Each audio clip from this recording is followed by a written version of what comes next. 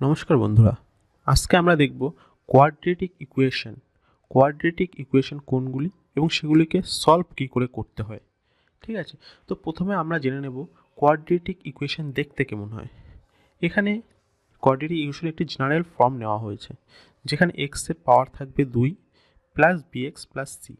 এখানে এ, বি এবং সি তিনটেই হচ্ছে কনস্ট্যান্ট এবং এগুলি পুরোটাই রিয়েল নাম্বার হবে। কিন্তু এখানে একটা জিনিস মনে রাখতে হবে, এ কখনোই জিরো হতে পারে না, অর্থাৎ এ সর্বদাই নন জিরো হবে। এই ইকুয়েশনটাকে আমরা আবার অন্য ফর্মেও লিখতে পারি। এ দিয়ে যদি আমরা পুরোটাকে ভাগ করে দিই, তাহলে আমরা পাবো এখানে x square plus b by a x plus c by a equals to 0।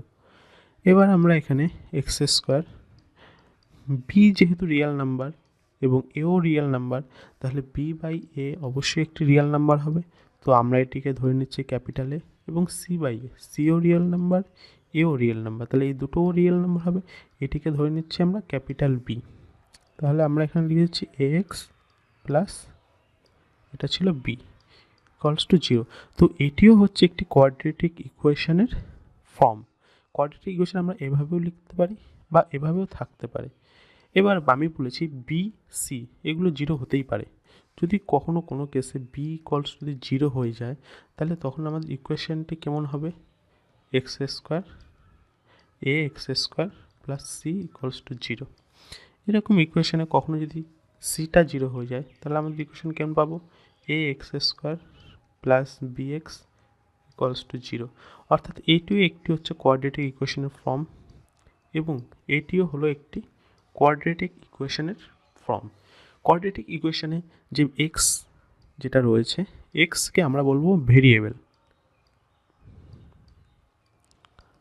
এক্সকে বলা হবে ভেরিয়েবল, অর্থাৎ বাংলায় যেটাকে বলা হয় চলরাশি, এবং এক্স ভেরিয়েবল। এবং যেহেতু এখানে এক্সের পাওয়ার 2 রয়েছে, নোট করবেন এক্সের পাওয়ার যেহেতু 2, আমরা বেসিক কোয়াড্রেটিক ইকুয়েশন নিয়েছি সেকেন্ড অর্ডারের, অর্থাৎ পাওয়ার যেখানে 2 রয়েছে, সেখানে সর্বদাই আমরা এরকম ইকুয়েশন থেকে এক্সের দুটো ভ্যালু পাবো।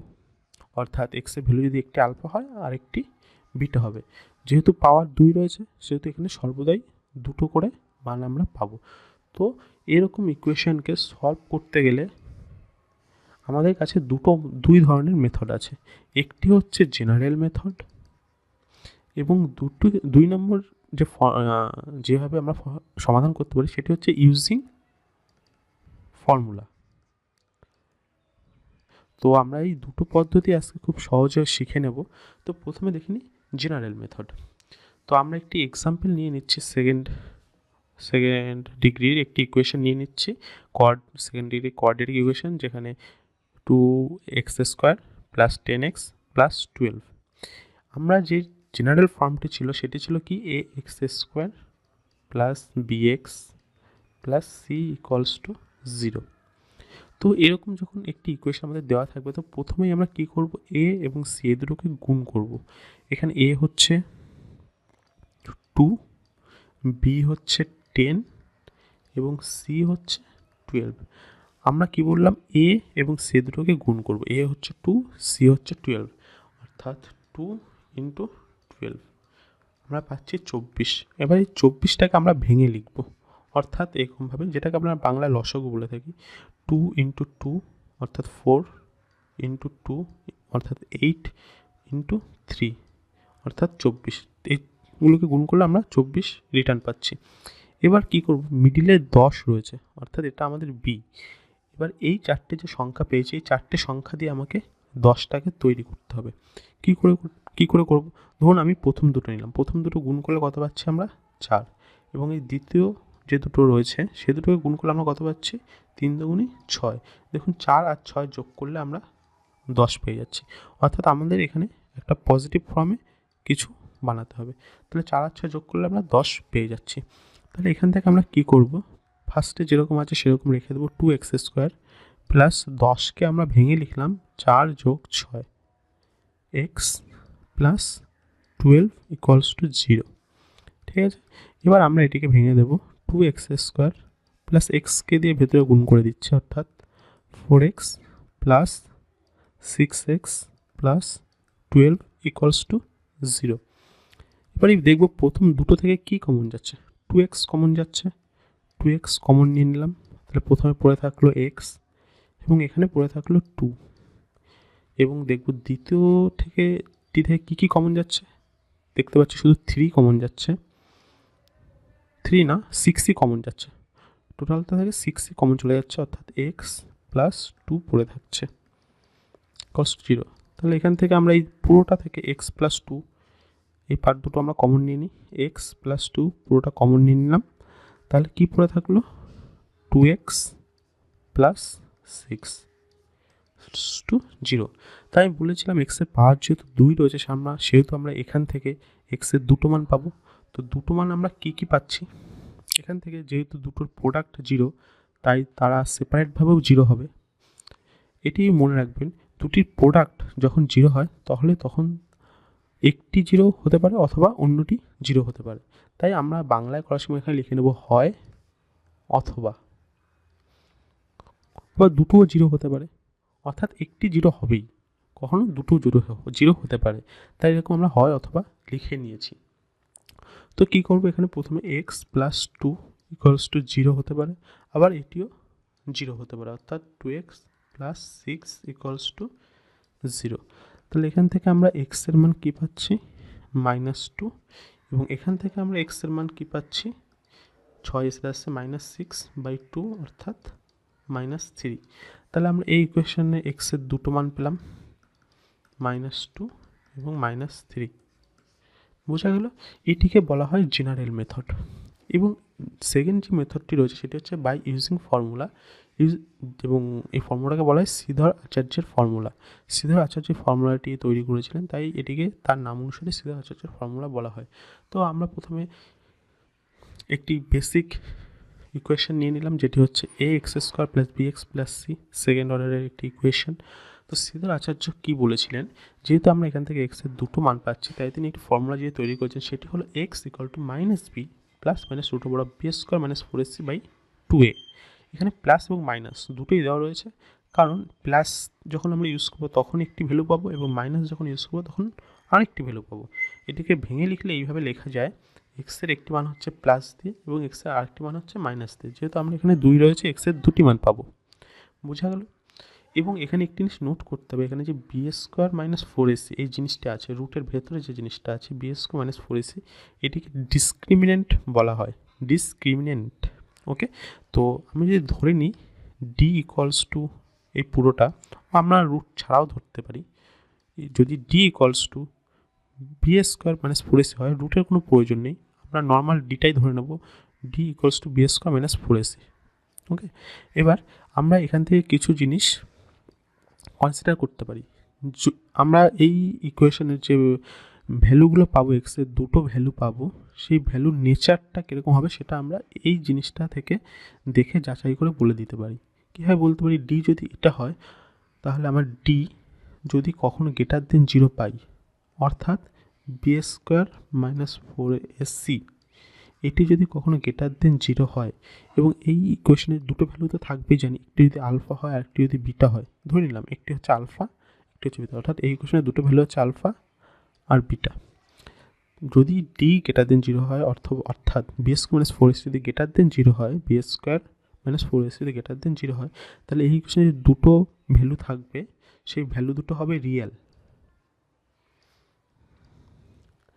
রিয়েল হবে, এবং যে ভ্যালু দুটো পাবো সেগুলো আলাদা আলাদা হবে, alpha not equals to beta হবে, অর্থাৎ একটি 2 হলে একটি 3, একটি 5 হলে একটি 7, এরকম আলাদা আলাদা হবে, কখনোই সেম হবে না, অর্থাৎ একটিও 2 পেলাম আরেকটিও 2 পেলাম এমন কখনো হবে না। ঠিক আছে, এটি হচ্ছে আমাদের প্রথম প্রপার্টি। 2 নম্বর প্রপার্টি কী পাচ্ছি, ডি যদি কখনো 0 হয়, অর্থাৎ b² - 4ac, এটি ক্যালকুলেট করে দেখলাম আমরা যদি 0 পাচ্ছি, তাহলে সেক্ষেত্রেও আমরা যে এই ইকুয়েশনের যে ভ্যালু দুটো পাবো সেটি হবে রিয়েল ভ্যালু, কিন্তু সেক্ষেত্রে আমরা যে বীজ দুটো আছে আলফা আর বিটা, সেই আলফা আর বিটা দুটি সমান হয়ে যাবে, অর্থাৎ এটি যদি 0 হয় তাহলে একটি ভ্যালু যদি 2 হয় আর একটি ভ্যালু 2 হবে। ঠিক আছে। এবং 3 নম্বর যেটি পড়ে থাকলো সেটি হচ্ছে ডি লেস দ্যান 0, অর্থাৎ বি স্কোয়ার মাইনাস 4ac যদি লেস দ্যান 0 হয় তাহলে আমরা কোনো রিয়েল ভ্যালু পাবো না, আমরা কি পাবো? ঠিকই ধরেছেন, ইমাজিনারি ভ্যালু। আমরা পাবো ইমাজিনারি ভ্যালু, এবং সেক্ষেত্রে আলফা আর বিটা সমান হবে না, ইমাজিনারি ভ্যালু আমরা খুঁজে পাবো। ঠিক আছে, তাহলে এরকম যদি ইকুয়েশন দেওয়া থাকে, আমাদের যদি ইকুয়েশনটির নেচার বার করতে হয় তাহলে আমরা simply B square minus 4ac এটি করে আমরা চেক করে বলতে পারি এটির যে ভ্যালু দুটো পাবো সে দুটো কেমন হবে, আমরা এইটা চেক করেই বলতে পারি, আমাদের পুরো করে দেখার কোনো প্রয়োজন নেই। ঠিক আছে, তাহলে আমরা এই ফর্মুলা দিয়ে একটি এক্সাম্পল করে দেখি, তাহলে আমরা ভালো করে বুঝতে পারবো আরও। ঠিক আছে, তো একটি এক্সাম্পল নিয়ে নিচ্ছি প্রথমে, 2x square minus plus 10x plus 12 same. ঠিক আছে, তো আমাদের জেনারেল ইকুয়েশন কী ছিল? ax square plus bx plus c। ঠিক আছে, তাহলে আমরা এই দুটো যদি কম্পেয়ার করি তাহলে আমরা a সমান সমান কত পাচ্ছি? 2, b সমান সমান কত পাচ্ছি? 10, এবং c সমান সমান কত পাচ্ছি আমরা? c সমান সমান আমরা পাচ্ছি এখানে 12। সিদের হচ্ছে যে ফর্মুলা কী ছিল? ফর্মুলাটি ছিল হচ্ছে এই যে x equal to minus B plus minus root বরাবর B square minus 4ac by 2a। ঠিক আছে, তাহলে আমরা এই ফর্মুলাটি ইউজ করছি এখানে। x ইকুয়াল টু ফর্মুলাটি একবার লিখে নিই, minus B plus minus root over of b square minus 4ac divided by 2a। এবার আমরা ভ্যালুগুলো বসিয়ে দেবো সিম্পলি। বি এর ভ্যালু রয়েছে 10, তাহলে minus 10 plus minus root over of 10 square minus 4 into A মানে হচ্ছে 2, সি মানে হচ্ছে 12, আর এ মানে হচ্ছে 2। ঠিক আছে, তাহলে এবার আমরা এটিকে ক্যালকুলেট করে নিই। 10 plus minus root over of 10 square মানে 100 মাইনাস 4 দুগুণে 8, 8 12 96, আর নিচে হচ্ছে 4, কত পাচ্ছি? মাইনাস 10 প্লাস মাইনাস এটি বিয়োগ করলে হচ্ছে 4, 4-এর রুট মানে 2। ঠিক আছে, তাহলে আমরা কত পেলাম? Minus 10 plus minus 2 divided by 4। তাহলে আমরা এখান থেকে এক্সের দুটি মান পাবো আমরা জানি,